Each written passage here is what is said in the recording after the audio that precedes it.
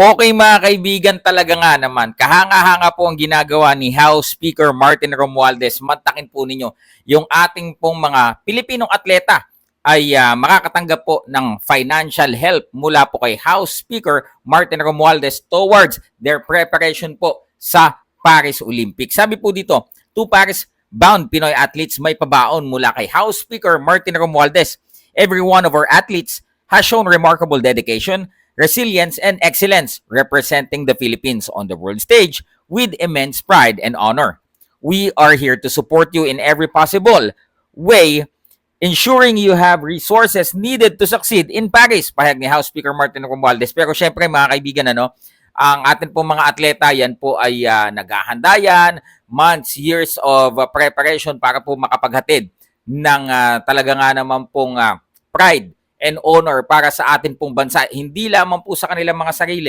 At syempre, bilang po mga pinuno ng bayan, kagaya po ng ganitong ginawa ni House Speaker Martin Romualdez, it will boost our athletes, yung kanilang moral, mga kaibigan, para po talagang makapag-perform at its best, mga kaibigan, para po sa glory at sa honor ng syempre ng bayan nating Pilipinas. Kaya po, House Speaker Martin Romualdez, kami po ay sumasaludo po sa inyo pong ginagawang pagtulong sa atin pong mga atleta, sa ating pong mga kababayan.